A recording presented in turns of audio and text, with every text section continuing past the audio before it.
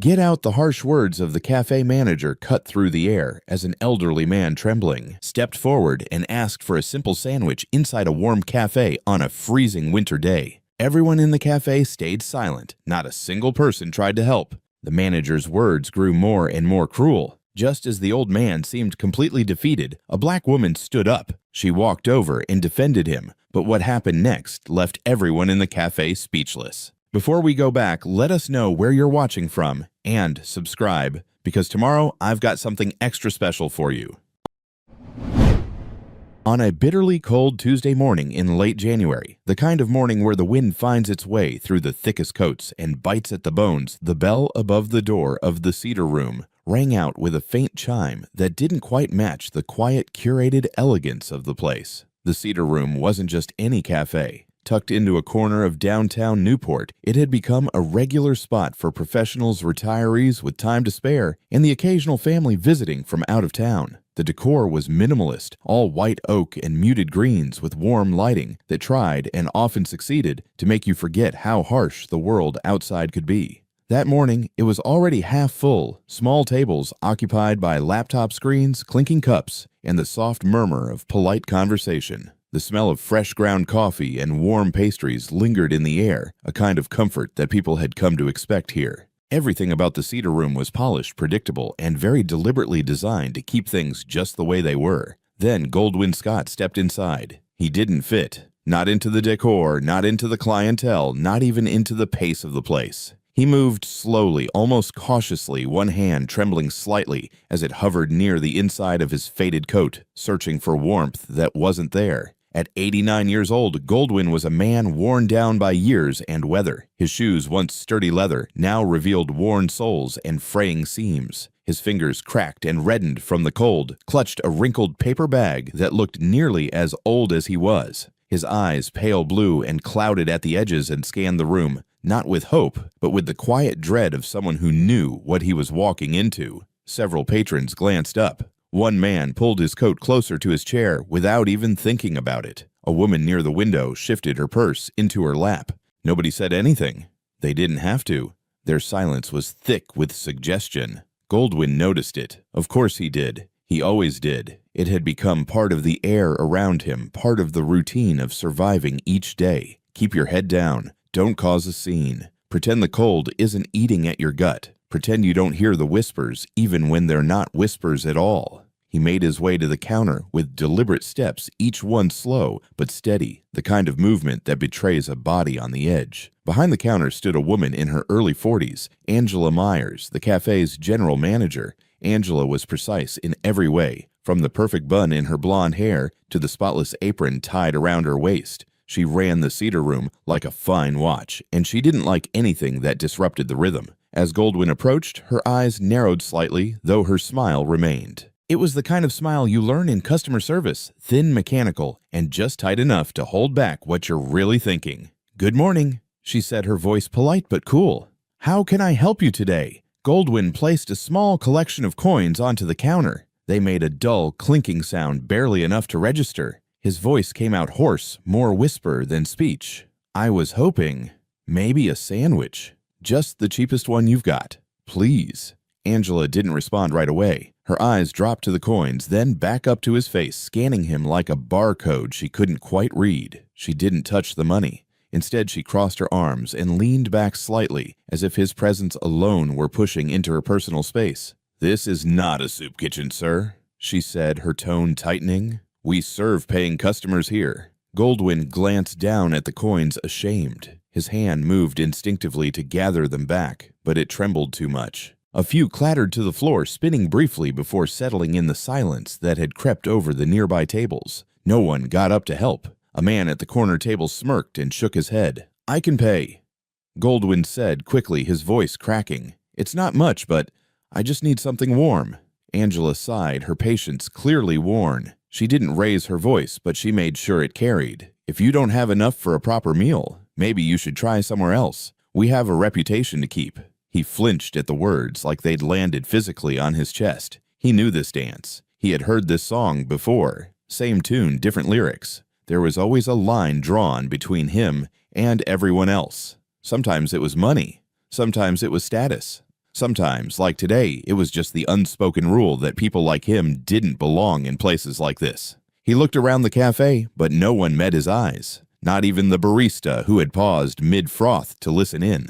The room was full of people, but Goldwyn had never felt more alone. His hunger wasn't just in his stomach anymore. It had spread into his chest, into his throat, thick and choking. He was hungry for kindness, for dignity, for the smallest proof that he still mattered. Angela leaned in slightly, her smile now gone. "We don't do handouts here, sir. Please don't make this uncomfortable for everyone." Goldwyn didn't move. For a moment he couldn't. His legs had gone stiff, his breath caught in his throat. He wasn't sure whether to leave or try again. His pride told him to walk away. His stomach, empty since yesterday morning, begged him to stay. That's when the door opened again. The sound of it, just the soft chime of a bell, should have been unremarkable, but it changed everything.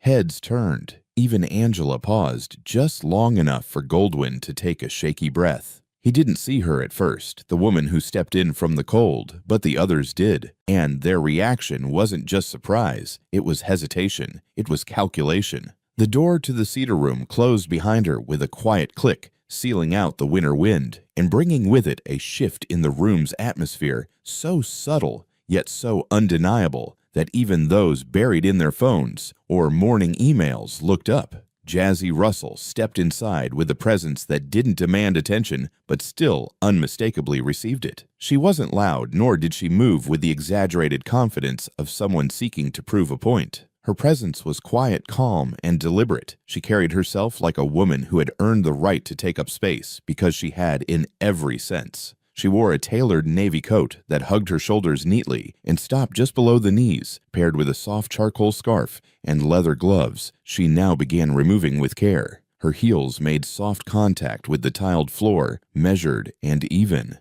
Her skin was smooth, rich brown, and her hair neatly pulled back into a low twist beneath a knit hat framed her face with poised elegance. In the seconds that followed, the tone in the cafe changed. Patrons who had moments earlier chuckled at the old man near the counter now grew suddenly quiet, their eyes darting from her face to her coat, to her shoes, silently calculating who she might be and why she was here. The tension was not overt, but it was real. There was no outright hostility in the air, just the kind of sharp, quiet discomfort that so often meets those who disrupt what others have come to think of as normal. Jazzy took notice of the silence, but didn't react. She was used to it. After years of walking into rooms where no one looked like her, she had developed a skill for reading these unspoken shifts, and she had also learned to stop letting them shape her response. She moved toward the back of the line, at first scanning the room as she did, and that's when her gaze settled on him. Goldwyn Scott. He was still standing at the counter, his body slightly hunched, his hands. Trembling eyes fixed on the coins he had tried to offer as payment. Angela Myers, the manager, remained behind the counter, arms crossed, her jaw tight, with the kind of smile that had lost its shine. One could tell she was waiting for him to move along to leave quietly and take his shame with him. What she wasn't expecting was a witness. Jazzy's breath caught, but not from surprise. She'd seen moments like this too many times to be shocked. The specifics changed: a classroom, a boardroom, a sidewalk, but the dynamics stayed the same. A person deemed inconvenient, another person in power pushing them aside, and the rest watching, doing nothing. She didn't speak yet. Instead, she watched, closely. She saw the way Goldwyn's shoulders were slightly curled inward, not just from age, but from habit, from humiliation, from too many days exactly like this. She noticed the coins still lying on the counter untouched, not refused outright, just ignored. That was a tactic. Refusal would be a headline. Ignoring made it deniable. She knew this game. Behind the counter, a younger barista whispered something to Angela, but it was low enough that Jazzy couldn't hear. Angela nodded slightly, but didn't take her eyes off Goldwyn. That's when Jazzy stepped forward. Not quickly, not dramatically. Just enough to close the space between her and the register. She reached into her coat pocket, not for her wallet, but to retrieve her gloves, giving herself one more moment to observe without appearing confrontational. She watched as Angela finally broke eye contact with Goldwyn and looked toward her. "Can I help you?" Angela asked, the same default tone still in place, though now edged with something else, unease maybe. Jazzy offered a polite, tight smile. "Not yet," she replied evenly, "but I'm watching." Angela blinked, her posture stiffening. Goldwyn, hearing the voice, turned slightly toward her. Their eyes met. Jazzy gave him a nod, not of recognition, because they were strangers, but of something deeper. Solidarity. She didn't need to know his name to understand what he was feeling. He blinked slowly, unsure what to do with the gesture. Jazzy looked back at Angela. "Does he owe you something more than what he put down?" she asked, gesturing slightly toward the scattered coins. Angela hesitated. "He doesn't have enough for anything on the menu." "Then he's not asking for charity. He's offering what he has. There's a difference." Angela's mouth tightened. One of the patrons behind Jazzy stood up quietly and walked toward the exit, coffee in hand, eyes downcast. Another leaned forward to whisper to a friend. Jazzy noticed all of it. She had lived enough years in this country to know when a room was choosing sides. "Would you like to order something?" Angela asked her, clearly trying to redirect the interaction. Jazzy shook her head. "Not yet." Another pause. The room remained tense, unsure. Goldwyn looked at the floor again. Jazzy could see how badly he wanted to disappear, how much of his life had been spent trying to be smaller, quieter, invisible in the spaces that didn't want him. That was the cruelest part of these moments. They didn't just deny people dignity, they made people complicit in their own erasure. Angela started to speak again, but Jazzy gently lifted one hand, signaling her to stop. She didn't raise her voice, she didn't point. She simply stepped closer to the counter and placed a single ungloved hand gently over the coins that still sat untouched. "This man deserves a seat, a warm meal, and your respect." Angela opened her mouth, but Jazzy didn't give her the chance. "I'm not asking," she said calmly. "I'm watching, and so is everyone else." Angela looked past her, now scanning the room, perhaps realizing for the first time that silence didn't mean agreement. Jazzy didn't need to turn around to know that more people were watching now, curious about what would happen next, possibly uncomfortable with what they were seeing. That was good. Discomfort often preceded change. Jazzy finally took a step back and turned to Goldwyn. "Would you like to sit down?" she asked him gently. He looked at her with something between disbelief and gratitude. He nodded slowly, and Jazzy offered him her arm, which he hesitated before taking. His fingers were cold and thin, but they held her wrist with surprising steadiness. As they walked together to a table near the front window, the cafe went nearly silent, the kind of silence that only comes when something real has cut through the noise of routine. Jazzy didn't need to look back at Angela to know the message had been received. She didn't need to explain herself to anyone in that room. Not yet. What mattered was that Goldwyn was sitting down now. What mattered was that for the first time that morning, he wasn't alone. Jazzy remained by Goldwyn's side as he lowered himself carefully into the chair near the front window. His knees bent with a soft groan, and she noticed the way his hands gripped the edge of the table, steadying himself, trying not to look as shaken as he was. The room hadn't resumed its usual rhythm. Conversations hadn't picked up. The sound of the espresso machine hissed in the background, but even that seemed quieter than before. Jazzy took the seat opposite him, resting her gloves gently on the table and watching as Goldwyn tried to compose himself. He kept his gaze lowered, hands folded loosely in his lap, fingers still twitching slightly from the cold, or perhaps the embarrassment. She gave him space, letting a few breaths pass before speaking. "Would you like something warm coffee tea?" she asked, her voice soft but firm. Goldwyn nodded once, not looking up. "If it's not too much trouble." Jazzy stood, turned toward the counter, and locked eyes with Angela, who had remained behind the register, arms still crossed, expression carefully neutral, but with that edge of quiet indignation still clinging to her face. Jazzy walked over slowly, deliberately. The people watching couldn't decide whether to look directly or avert their eyes, so most of them shifted in their seats, pretending to scroll through their phones while stealing glances over their screens. "I'd like a coffee," Jazzy said, placing a $20 bill on the counter. "And a sandwich for the gentleman." She paused. "Something hot, please." Angela looked at the money, but made no move to take it. Instead, she said, without changing her tone, "We have policies here." Jazzy tilted her head slightly. "Policies against serving hungry people." Angela's jaw stiffened. "Policies against causing disruption." Jazzy smiled, but there was no warmth in it. "You think he caused the disruption? Because from where I'm standing, it looked like he quietly asked for a meal and was humiliated in front of a room full of people. That policy." Angela glanced at the barista behind her, then back at Jazzy. "We just expect a certain standard from our customers." "A standard?" Jazzy repeated slowly. She took a breath, pressing her fingertips against the counter. Let's talk about that, because it sounds a lot like code, and I've spent a lifetime reading between the lines. Angela didn't respond, but her silence said plenty. Jazzy leaned in just a little, lowering her voice, not to whisper, but to make sure only Angela could hear her.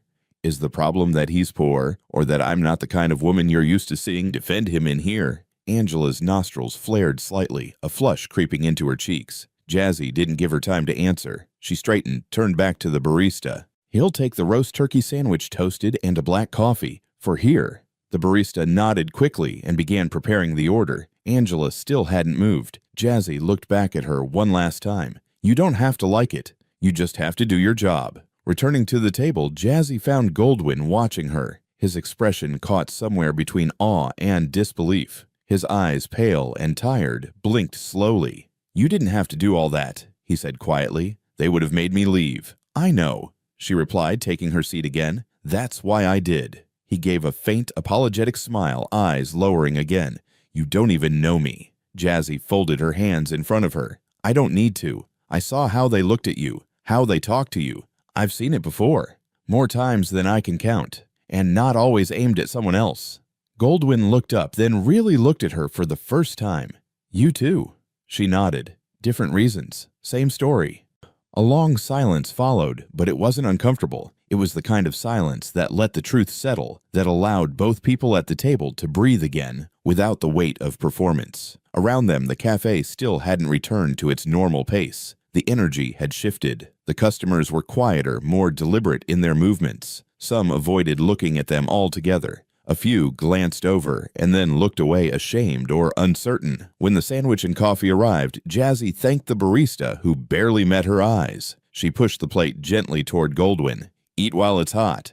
He reached for it with hands that still trembled slightly, but this time from warmth, from the release of tension. He took a bite, slow and almost reverent, chewing, as if each piece restored something that had been chipped away over time. Jazzy didn't speak. She just watched, letting him reclaim a little bit of dignity, a little bit of self. Angela remained behind the counter, arms folded again, pretending to read something on the register screen. But the tight line of her mouth and the stiffness of her shoulders betrayed her unease. She wasn't used to being challenged, especially not by someone who looked like Jazzy, someone who didn't raise her voice but left no room for retreat. That kind of defiance was more dangerous than anger. It exposed the cracks in the polite facade that places like the Cedar Room worked so hard to maintain. Goldwyn finished half the sandwich before speaking again. You're not from around here, are you? Jazzy smiled this time with a bit of humor. Depends who you ask. I was born 2 blocks from here, but no, most people wouldn't say I belong. He nodded, taking another sip of coffee. You carry yourself different. I had to, she said. When you grow up being told you don't belong, you learn to walk like you do. Otherwise, they never let you forget. He looked down at the table. I forgot what it felt like to be seen. Not pitied, just seen. Jazzy met his gaze. Well, I saw you. That's a start.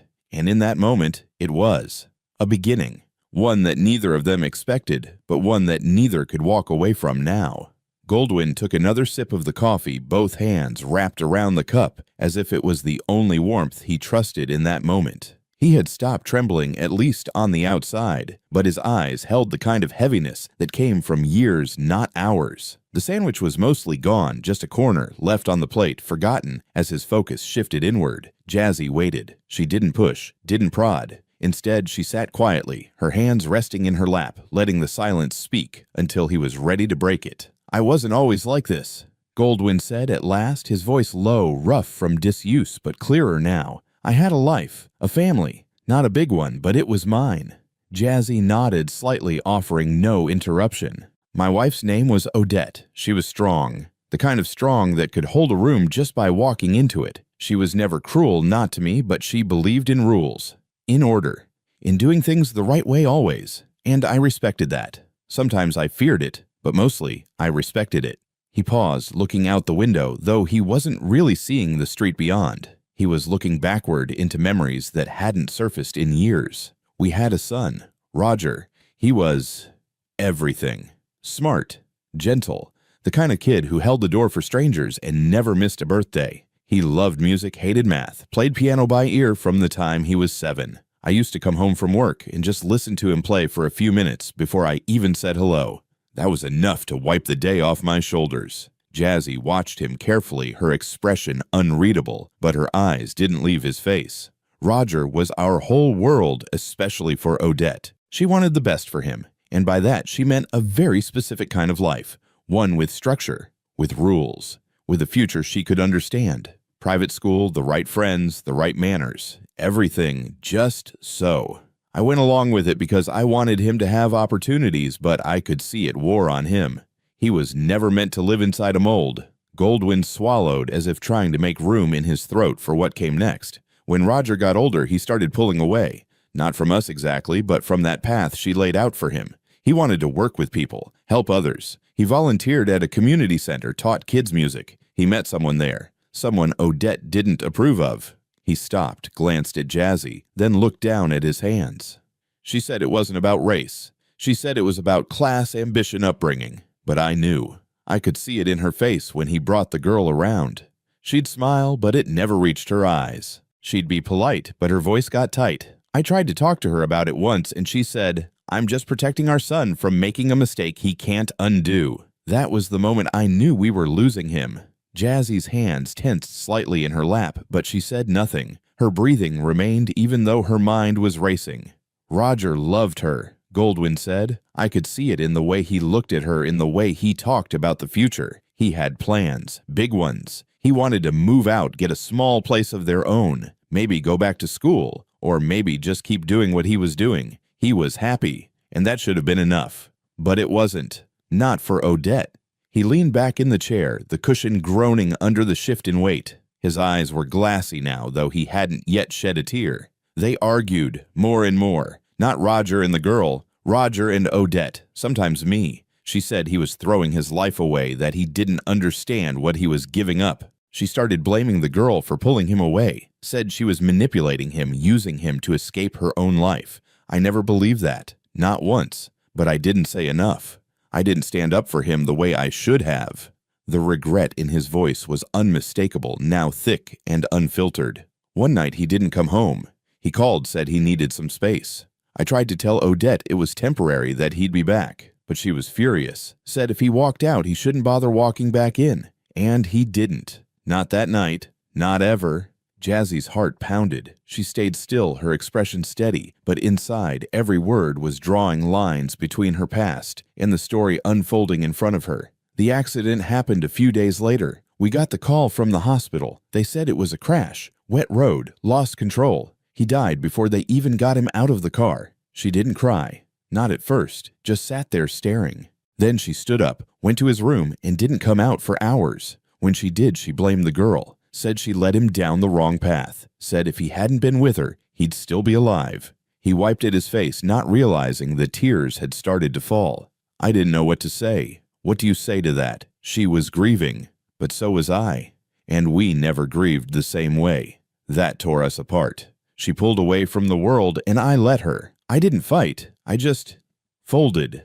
Jazzy reached across the table, slowly placing her hand near his, not touching just there. Goldwyn looked at it for a long moment before placing his own hand beside hers. After a while, everything fell apart. The house, our savings, our marriage. We lost it all. And now we drift. From bench to bench, shelter to shelter. And this old watch is all I have left of him. He lifted his sleeve slightly, revealing a worn silver watch on his wrist. It was scratched and dulled with age, but still ticking.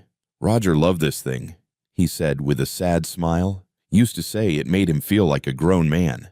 I gave it to him when he turned 18. After the crash, the hospital returned it with his things. I wear it every day. I guess I think if I keep it close, maybe a part of him stays with me. Jazzy stared at the watch. Her breath caught, but she forced herself to stay calm. She knew that watch, or one exactly like it. Her eyes darted to the engraving barely visible on the side. She couldn't read it from across the table, but she didn't need to. Her memory filled in the gap. Goldwyn looked at her, suddenly aware of her stillness. "You okay?" he asked gently. She blinked, pulled herself together, and nodded. "Yeah, just, I know what it's like, to lose someone and carry them with you every day." He nodded slowly.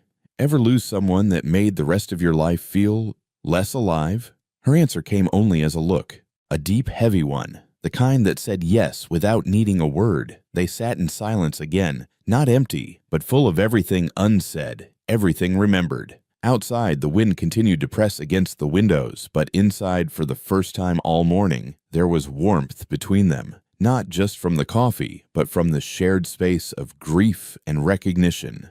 Jazzy held her gaze on the watch a moment longer before slowly pulling back her hand and resting it on her lap. She looked down briefly, gathering her thoughts, her breath steadying in her chest. Goldwyn had just laid bare a lifetime of lost pain and the kind of quiet regret that only those who have loved and failed to protect that love could understand. The moment hung in the air between them, not awkward, but sacred, as if any rush to speak would cheapen what had just been shared. Jazzy finally looked up, and her voice, when it came, was calm and measured, though carrying a weight that had long lived inside her. "I knew Roger," she said softly, not past tense, not distant, but like someone admitting a truth she'd carried alone for too long. Goldwyn's expression didn't change immediately, but she saw something shift behind his eyes, a ripple of recognition, or maybe confusion trying to find clarity. She continued slowly, carefully choosing her words. "We met years ago, probably around the time you said he started volunteering. I was working retail back then, barely scraping by, taking night classes, when I could, trying to make something out of a situation that didn't offer much." Goldwyn didn't speak, didn't blink, just listened. He walked in one evening with a group that brought winter coats to the children. Most of the volunteers came and went, but Roger, he stayed. He always came back. He made the kids laugh. He remembered names. He listened. That was the first thing I noticed about him. He listened. Her voice grew steadier as she spoke, though her eyes betrayed the years of memory pressing against each word. It started with short conversations, then coffee after his drop-offs. He was easy to talk to. There was no judgment in him, no performative charity. He didn't pity me, and he didn't treat me like some project he could fix. He saw me, and he made me feel like that was enough. Goldwyn's hands clenched slightly around his cup. His breathing had deepened, but he said nothing. We didn't rush things. It wasn't dramatic. It was quiet, steady, like something we both needed, but didn't know we were allowed to want. He told me about his mother, about how difficult she could be, how much pressure he felt to live a certain life. But he also told me about you, how you listened, how you noticed the little things, how you didn't always speak up, but when you did, it mattered. Goldwyn looked away for the first time, jaw tightening. I wish I had spoken up more. Jazzy gave him a small, sad smile. We all wish that, don't we? She paused, her gaze drifting for a moment before returning. I met Odette twice. She was composed, impeccably dressed, perfect posture. But the way she looked at me, not a word out of place, not an insult said aloud, but I knew. I knew from the moment I shook her hand that I didn't belong in the world she imagined for Roger. Goldwyn nodded slowly, still not meeting her eyes. She never said anything directly, Jazzy continued, but every glance, every clipped sentence, every excuse not to invite me to family dinners, it built a wall. And Roger tried. God, he tried. He bent over backwards to be the bridge. But eventually, bridges get tired too. The memory caught in her throat for a moment, and she had to take a breath before continuing. We had one last night together. He told me he was done fighting 2 wars, one with his family, one with himself. He wanted to move forward with me. He was ready. We talked about what that life might look like. It wasn't big or fancy, but it was ours. And for the first time, I believed it might happen. Her voice dropped just slightly, words thick with grief. The next day, he was gone. The silence that followed was thick, heavy. Goldwyn stared at the table as if the wood grain held the answer to a question he hadn't dared ask in years. Jazzy leaned back in her chair, exhaling slowly. I broke after that. Not publicly. I didn't have the luxury, but something inside me cracked. I didn't have the time or the space to grieve properly. I had bills, a job I couldn't afford to lose. I went numb. She looked up at him again, eyes firm. But I promised myself something. I promised that if I ever got the chance to build something, anything, it would be because of him. Not in spite of losing him, but because he gave me a glimpse of what love could look like, of what dignity and hope felt like. I wasn't going to let that die in the wreckage. Goldwyn finally looked at her. There was no anger, no suspicion, just sorrow, and something close to gratitude. You became someone, he said, voice cracked. You built a life. She nodded, once eyes glistening. I had to, not just for me. He would be proud of you. Goldwyn said. "I didn't know what happened. We never got the chance to talk to anyone. After the funeral, Odette refused to speak his name for a long time. She erased everything. I didn't know he had someone, that he was loved." Jazzy's lips pressed together, a flicker of pain in her eyes. He was, deeply. Outside the window, snow had begun to fall, not heavy, but soft steady. People in coats hurried past, clutching coffee cups and shielding their faces. Inside, time moved slower. "Thank you," Goldwyn said finally, "for telling me. For not letting him just be a memory that nobody talks about." She looked at him, her voice quieter now. "It matters that you know that someone who loved him still remembers him for who he really was, not who the world wanted him to be." Goldwyn nodded, his eyes full. "And now I do." They sat for a moment longer, not speaking, just breathing.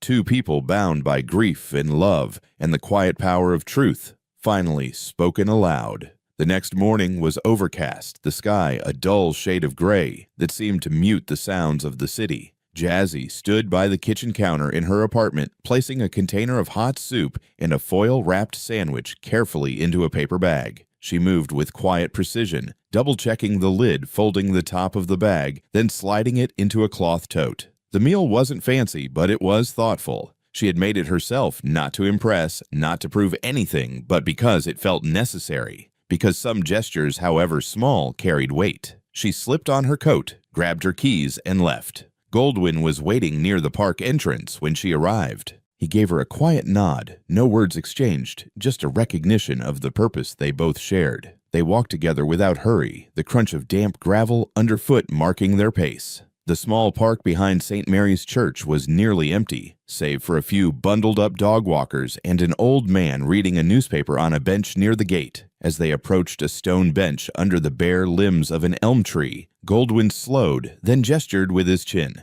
"She's always here when it's cold," he said quietly. "Says the wind helps her think." Odette sat alone upright, as always, her coat buttoned to the top scarf, wrapped neatly, gloves resting in her lap. Her posture hadn't changed in decades. She looked thinner than Jazzy remembered, more fragile perhaps, but there was still a sharpness in her eyes that distance couldn't dull. Jazzy didn't approach immediately. Instead, she stopped a few feet away and set the bag down on the edge of the nearest bench. "It's just soup and a sandwich," she said gently. "Something warm. That's all." Odette didn't move. Her gaze remained forward, fixed on some unseen point beyond the bare trees. Jazzy stood still for a moment longer, then stepped back, not waiting for thanks, not expecting any. She turned to Goldwyn and gave him a small nod. As they began to walk away, a rustling sound behind them made them both pause. Jazzy turned her head just in time to see Odette rise, pick up the bag, walk steadily to the nearby trash bin, and drop it in without a word. The sound of it hitting the metal was louder than it should have been. Jazzy's chest tightened, not in shock, but in a kind of weary recognition. She stood silently for a moment, then turned back and walked toward Odette with slow, even steps. Goldwyn stayed behind his face, etched with something between resignation and grief. Odette didn't move as Jazzy approached. She simply folded her arms, her lips pressed in a line, her chin slightly raised. The wind picked up around them, tugging at the ends of her scarf. "I didn't come here to change your mind," Jazzy said, "or to ask for anything." Odette turned her head slightly, just enough to let Jazzy know she was listening. "But throwing it away," Jazzy continued, her voice calm, steady, "was a message, loud and clear." Odette finally looked at her. The gaze was sharp, cold, but not as unshakable as it once might have been. "You think kindness fixes everything?" Odette asked, her voice measured, every syllable deliberate. "No," Jazzy replied. "I think it reveals what people are willing to destroy, even when it's offered freely." Odette held her stare for a moment, then looked away again. "You came to gloat. To parade around with your good intentions like that makes up for what you did." "I came because I loved him," Jazzy said, her voice lower now, but unwavering. "Because he was the best thing that ever happened to me, and I never got to say goodbye." Odette turned her whole body, this time facing Jazzy fully. Her expression hardened. "You destroyed him. You pulled him away from everything he was meant to be. He was supposed to have a life, a proper one. Marriage, career, respect. You made him throw it all away." Jazzy took a breath, keeping her eyes steady. "He made his own choices. You just never forgave him for them. For a moment, neither woman spoke. The wind rustled the leaves that clung stubbornly to the trees. Jazzy could feel her heart beating in her chest, steady but heavy. She didn't come to fight, but she wasn't going to let lies stand in silence. "He was happy," Jazzy said finally. "We weren't perfect, but he was finally free. He didn't have to pretend. He could breathe." Odette shook her head slowly. "He was lost, confused." "No," Jazzy answered. "He was in love, and it terrified you, because it didn't look like the future you planned for him." Odette's mouth opened slightly as if to respond, but nothing came out. She closed it again, and when she spoke next, her voice was quieter. "He died because he walked away from the life we built for him." Jazzy stepped forward, not in anger, but in certainty. "He died because of a wet road and bad timing, not because he loved me. You keep blaming me because it's easier than blaming yourself." The words hung in the cold air, sharp and undeniable. Odette flinched just slightly, but enough for Jazzy to see it. Her eyes darted downward for a second before returning. "What do you want from me?" Odette asked. "An apology, forgiveness, some kind of peace." "None of that," Jazzy said. "I just wanted you to see me. Not the version of me you built in your head. The real me. The woman your son loved." Odette swallowed hard, and for the first time her voice faltered. "It was easier to hate you," she admitted, "than to accept that he chose you." Jazzy nodded once. "I know, and you still can. That's your choice. But don't pretend he didn't love me, because he did. You know it." They stood in silence, the space between them, full of years, grief, and unspoken truths. Goldwyn remained at a distance, watching his hands in his coat pockets, his eyes dim with a sadness that hadn't faded since the day he lost his son. Odette turned away first, sitting slowly back down on the bench. Her shoulders dropped just slightly, a posture that no longer carried the same armor as before. Jazzy didn't move to comfort her. She simply stood still, allowing the moment to land. Then she turned, walked back toward Goldwyn, and together they left the park without another word. The bag of food still rested in the trash bin behind them, untouched, cooling in the winter air. But the silence that followed wasn't as bitter as the one before. It was the kind of silence that comes after something real has been said, and there's nothing left to add. The wind had picked up since the morning, bringing with it a thin, sharp cold that cut through even the thickest coats. Jazzy walked briskly through the narrow alley that led behind the church, her gloved hands clutching a thermos and a small paper bag pressed close to her chest. Goldwyn had called her less than an hour ago, his voice low but urgent, telling her he had found Odette slumped against the wall behind the cathedral's back door. She hadn't moved for what seemed like hours, and he was scared. He hadn't said much more than that, and Jazzy hadn't needed more. She just said she'd come. When she turned the corner, she saw them. Goldwyn stood a few feet away, arms folded tightly, shifting his weight from foot to foot, as if the cold were bothering him more than usual. Odette sat hunched over coat collar pulled high around her chin scarf, disheveled gloves missing. Her breathing was shallow but visible, and her eyes stared blankly ahead, unfocused. Jazzy approached without a word. She knelt beside Odette, her knees touching the damp ground. Her voice came quiet, soft. "You're freezing. You need to get out of this cold." Odette didn't answer. She didn't even blink. But she didn't pull away either. That was something. Jazzy opened the thermos, poured the steaming broth into the lid, and held it out gently, inches from Odette's gloved lap. "It's just broth. Warm. Easy on your stomach." Odette blinked slowly, then turned her head, and for the first time she looked directly at Jazzy. Her eyes were bloodshot, rimmed with pink, and tired in a way that went beyond illness. Her expression was unreadable at first. No hatred, no anger, just weariness. A kind of hollow fatigue that made Jazzy's breath catch. She held the cup steady. A full 5 seconds passed before Odette reached out. Her hand trembled as she took the lid from Jazzy's fingers, and for a split second their skin brushed. It wasn't the touch that stunned Jazzy. It was the look. Odette's eyes in that single fleeting moment flickered with something she hadn't shown before. Not defiance, not bitterness, but confusion, like she didn't know what to do with kindness that wasn't pity. Her grip was loose, as if she wasn't sure she deserved to hold anything warm, but she didn't let go. She brought the cup slowly to her lips and took a small sip. Her throat moved once, and she winced slightly, but then she drank again, this time longer. Jazzy stood and unzipped the thick blanket she had folded under her arm. She draped it over Odette's shoulders without fanfare, not tucking it in, not fussing, just laying it down with the care of someone who wasn't there to fix, but to help.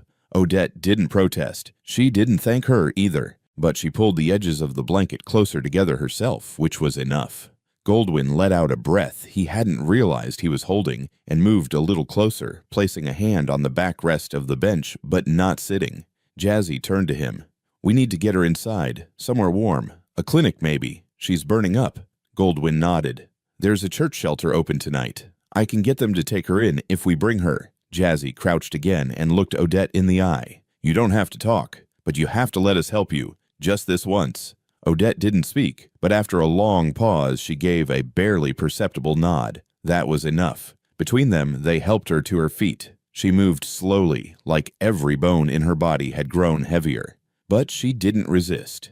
The walk to the shelter was silent. Jazzy walked on one side, Goldwyn on the other. Odette, blanketed and quiet, leaned slightly more on Jazzy than she would probably care to admit. The shelter was warm and smelled faintly of disinfectant and old wood. The volunteer at the desk recognized Goldwyn and nodded them through. They were given a small room with a cot, a heater, and clean linens. Jazzy helped ease Odette down onto the mattress and removed her shoes gently. She set the thermos beside the bed, then stepped back to give her space. Odette lay down without protest. Her breathing was slower now, more even. Jazzy stood by the door, unsure if she should speak, but Odette surprised her. "You think this makes us even?" Her voice was low, rough. Jazzy didn't move. "No, it makes us human." Odette stared at the ceiling, eyes half-lidded. For a long moment, the only sound in the room was the hum of the wall heater. "You didn't have to come," she said finally. "I know, but you did." Jazzy looked at her not with pride, not with triumph, but with something quieter, something closer to understanding. "He would have done the same," she said. "For someone I loved." Odette turned her head slightly on the pillow. Her face looked softer now, framed by the blanket flushed from fever, but no longer tense with disdain. She blinked slowly. "I spent years building walls, around the pain, around the memories. I thought it would keep me safe. All it did was keep me alone." Jazzy stepped closer, but didn't sit. She nodded. "We all survive how we know. Sometimes we have to unlearn it." Odette closed her eyes for a moment. When she opened them again, they were glassy with fatigue. "Thank you for the broth," she whispered. Jazzy offered a small smile. "You're welcome." She turned to leave, giving Odette the space she clearly needed, but as she reached the door, she heard a faint voice behind her. "I'm tired of fighting ghosts." Jazzy paused, hand on the doorknob. She didn't turn around when she answered. "Then maybe it's time we talk to the living." And with that, she stepped into the hallway, leaving behind a room warmer than it had been just hours before, and a woman who for the first time in a long time had accepted something without needing to understand it first. The first night under Jazzy's roof was quiet in a way that felt heavier than silence. Goldwyn and Odette sat near the entrance for several minutes after stepping inside, unsure whether to remove their coats, unsure whether this place was temporary shelter or the beginning of something else. Jazzy didn't rush them. She simply pointed to the small guest room and said, "You can rest there. The bedding's clean." Her voice was warm, but not inviting. It was careful. She didn't smile, didn't hover. She turned and walked to the kitchen, leaving them space to choose what came next. The apartment wasn't large, but it was meticulous. The kind of clean that comes from routine and discipline, not fear. A faint scent of eucalyptus hung in the air, and the light from the floor lamp gave the living room a softness that didn't try too hard. Jazzy moved like someone who had lived alone for a long time and liked it that way. Every drawer had a rhythm, every mug its place. She knew where things were even in the dark. Odette slept most of that first day. Fever still clung to her body, and though the worst had passed, her strength came back slow and stubborn. Jazzy left food at the door but never knocked. A bowl of broth, later slices of toast with apple butter. A day after that, a warm plate of rice and lentils with lemon on the side. Odette never said anything, but the dishes always came back empty, rinsed and stacked neatly in the sink. That was how they communicated at first. Goldwyn was easier. He moved through the apartment with the comfort of someone who knew how to make himself small. He folded laundry without being asked. He swept the kitchen floor. He didn't speak much, but when he did, his words were soft, unobtrusive. In the evenings, he'd sit in the corner armchair and tell short stories about Roger Littlethings. Once about the time Roger had climbed onto the roof at 10 years old just to prove he could touch the weather vane. Another time, about the night, he stayed up late baking cookies for a girl at school, only to burn every single one and try to hide the tray under his bed. Jazzy smiled at those stories, not every time, but often enough. Odette listened from the next room. She never joined them in the living area, but the door stayed cracked, and her cough had grown softer. On the 5th day, she emerged briefly to take tea. She didn't sit, just stood by the counter, sipped quietly, then nodded once and returned to the guest room. It wasn't much, but it was the beginning of not running. One afternoon, Jazzy sat at the dining table responding to emails when her phone buzzed beside her. She picked it up quickly, glanced at the name on the screen, and smiled a rare private kind of smile, the kind you don't fake. She typed back a short reply and set the phone down, her expression shifting almost immediately back to neutral. Goldwyn, sitting across from her, had caught a glimpse of the contact name, Ryder. He didn't ask, but his eyes lingered on her face for a second longer than usual. She noticed, but didn't speak. The next morning, Jazzy folded laundry in the living room. A pair of Odette's socks, thick with wear, lay beside a fresh white towel. She folded them gently, placed them on top of the pile, and left them outside the guest room. That evening, Odette emerged carrying the same socks, now folded differently, sharper corners more symmetrical. She paused, stared at the bundle, then set them down in the same place Jazzy had left them. She didn't say a word. She walked away. But Jazzy saw it, the hesitation, the pause between rejection and acceptance. Later that week, a small moment broke the stillness. Goldwyn, trying to boil water, dropped the kettle lid onto the tile. It clanged loudly, spinning once before landing at Jazzy's feet. She bent down to grab it, laughing softly. "Careful, Gold," she said. "You're about to start a fire with chamomile." He chuckled, rubbing the back of his neck, sheepish. To everyone's surprise, a short laugh came from behind them. Odette, standing near the hallway with a shawl wrapped around her shoulders, had seen the whole thing. The sound she made wasn't loud, but it was unmistakably a laugh, brief, almost startled, and then just as quickly, it disappeared. She turned and walked away. No one mentioned it, but something shifted. That night, dinner was quiet, but not tense. Jazzy made roasted vegetables and couscous. Goldwyn talked about the first time he and Odette had eaten Moroccan food back in '79 when Roger was still a toddler, and they didn't know what couscous even was. Odette chewed slowly, her fork pausing mid-air when Goldwyn spoke. Jazzy noticed but didn't look up. Instead, she offered the olive bowl in Odette's direction. Odette took one. They did not speak of it. On the 9th day, Odette found Jazzy standing in the kitchen boiling water. She lingered at the threshold. Jazzy poured a second mug without asking, placed it on the counter. Odette walked over, picked it up, but instead of leaving, she stayed, her hand wrapped around the cup with a cautious grip. She didn't drink. She looked at Jazzy's eyes, steady. "You keep this place very clean," she said. Jazzy didn't flinch. "It helps me breathe." Odette nodded slowly. Then quietly, "I used to iron the sheets, even in the summer." Jazzy smiled. "I don't even own an iron." They didn't laugh, but the silence between them lost its edge. For the first time, Jazzy saw in Odette's eyes not judgment, but something else. Recognition, not agreement, but shared humanity. That night, Jazzy brewed ginger tea and placed it in front of the guest room, wrapped in a napkin with a slice of lemon. She didn't knock. In the morning, the mug was on the counter, clean, dry, rinsed, and left exactly where she would leave it. Just after noon, as Jazzy was returning from the grocery store, she pulled out her phone and smiled again at a text.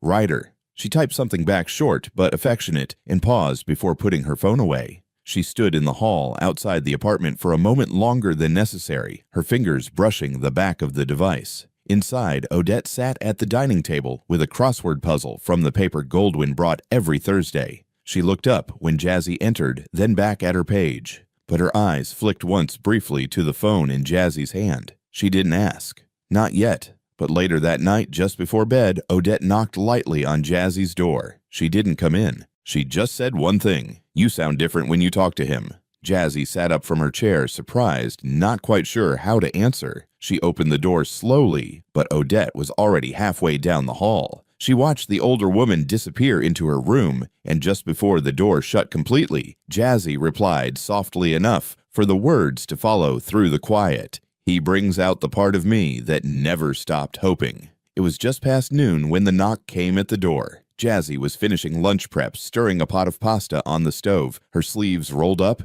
and the radio low in the background. Goldwyn sat at the dining table, slowly peeling an orange, while Odette, as usual, read her newspaper in silence, glasses low on her nose. The day had the rhythm of quiet normalcy, the kind that almost felt like peace if you didn't pay too close attention to the pauses between words. The knock was firm, not rushed, not hesitant. Jazzy turned down the burner, wiped her hands on a towel, and moved to the door. When she opened it, her whole posture changed. Ryder stood there tall and lean, with that slightly uneven smile he always wore when he wasn't sure whether to hug or just say, "Hey."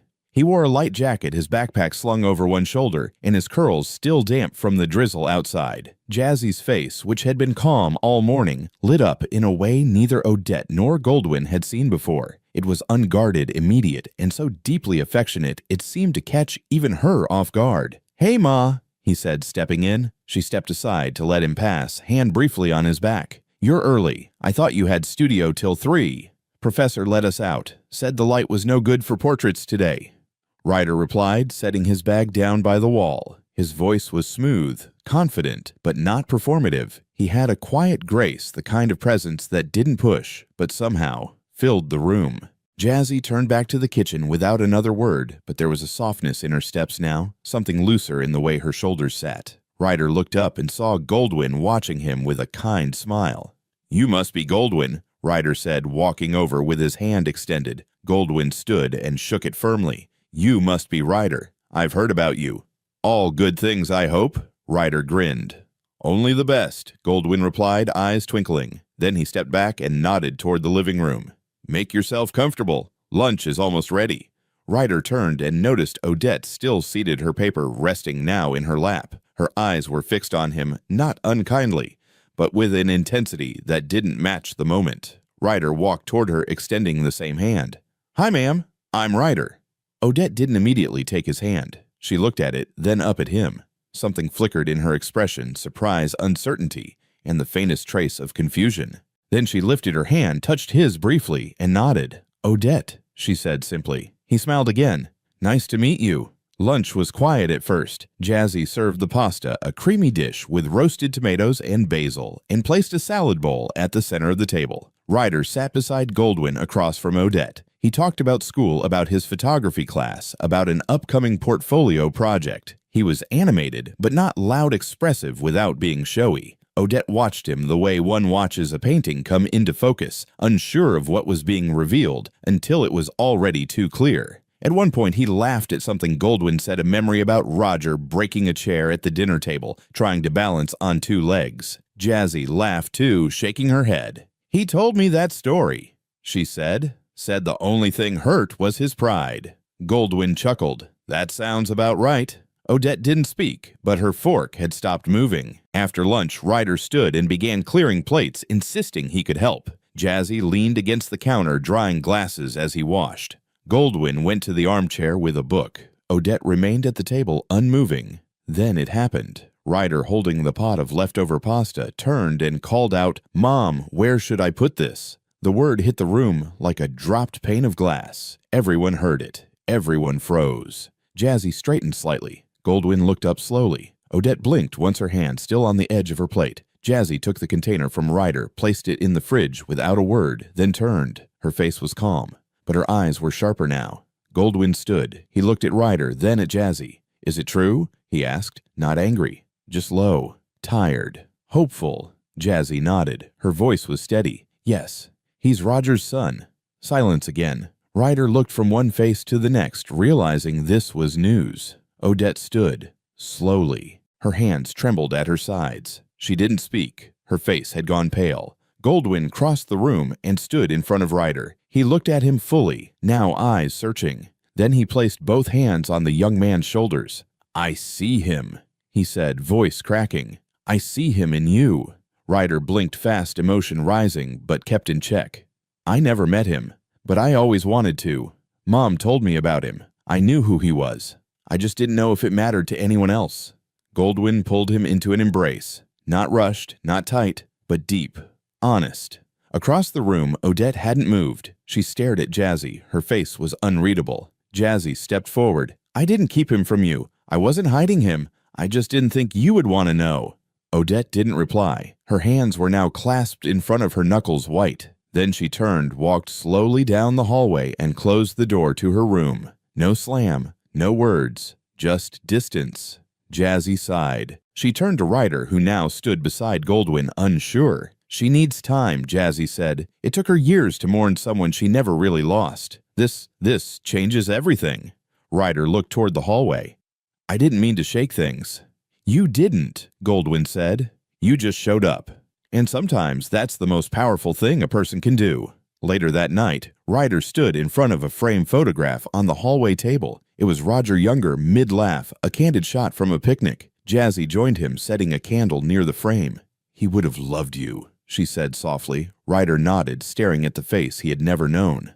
I already do, he whispered. And in the room down the hall, behind a door that now stood slightly ajar, Odette sat in the dark, her fingers touching her lips, her chest rising slowly, her eyes blinking back the years that suddenly felt too close to hold back. The morning after the truth unfolded, the apartment felt still not silent in a tense way, but with the calm of something heavy having finally been set down. Jazzy moved through the kitchen as she always did, methodical and quiet, preparing breakfast like any other day. She didn't expect much conversation, but when she turned from the stove, she saw Odette already sitting at the table, her hands folded, eyes steady. No newspaper, no pretense, just presence. Jazzy placed the tea down gently. Odette watched the steam rise before speaking. You take your tea with honey, right? Ryder, who had just walked into the kitchen, paused. The question was simple, but it landed with the weight of something far more. He nodded. Yes, ma'am. Odette turned, picked up the honey jar from the tray, and passed it to him.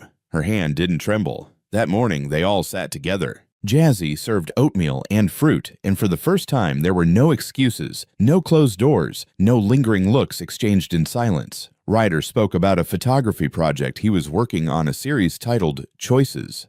Goldwyn sipped his coffee, slowly smiling at the name. There's a lot of those in this house, he said. Odette looked at Ryder. Start here. There's history worth telling. He nodded, grateful, sensing that this wasn't a performance. She didn't say it to impress him. She said it because it was time. Later that afternoon, Goldwyn suggested they all go out. Nothing fancy, just a walk through Lincoln Park, where Roger had spent his childhood weekends chasing pigeons and kicking pine cones along the paths. The weather was crisp, but clear, the sun low, but bright. Jazzy packed a thermos of cocoa and some shortbread cookies she had bought the day before. Ryder offered to drive. Odette didn't protest.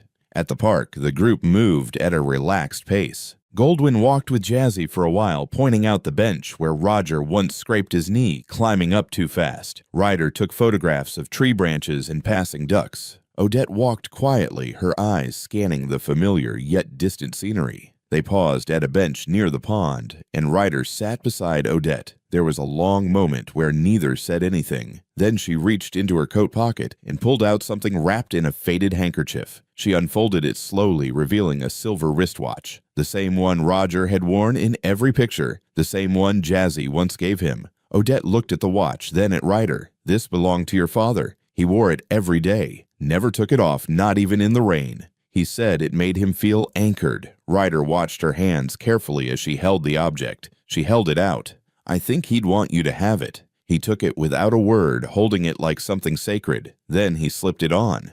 It fit. Jazzy stood a few feet away, watching the exchange with quiet eyes. Goldwyn rested a hand on her shoulder, offering no words, just presence. That evening, dinner was warm and filled with the kind of conversation that wandered like a river with no need to rush. Jazzy made chicken and rice with carrots, Roger's favorite comfort meal. Odette asked Ryder about school, about his photography, and if he ever thought about music like his father. Ryder admitted he played piano sometimes, though not well. Goldwyn chuckled and told the story of Roger's first recital, where he got so nervous he forgot to play, but stood up and bowed anyway. Odette smiled. He always knew how to exit a room.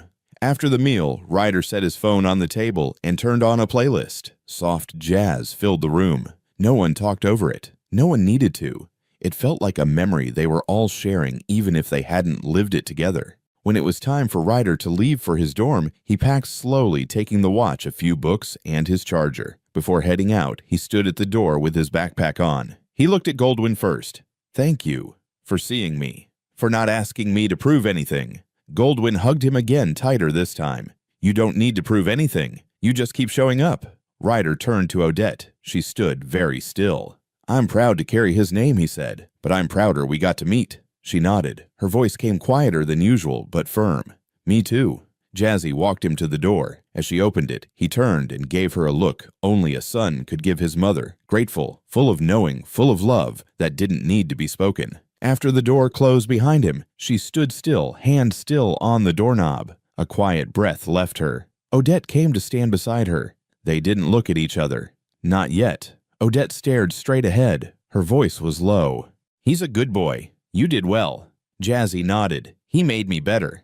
Odette gave a small sound, a noise that wasn't quite agreement, but wasn't dismissal either. Then she turned and walked back into the living room. Jazzy stayed by the door a moment longer. She looked around the apartment, the table still warm from dinner, the couch where Ryder had left a hoodie, the soft light over the photograph of Roger on the shelf. She took a breath and walked over, straightening the frame slightly. Then she sat down, picked up a book, and let the evening settle. Outside, the streetlight flickered on. Inside, the light stayed warm. The silence wasn't empty now. It had shape. It had memory. And for the first time in a long time, it felt like home.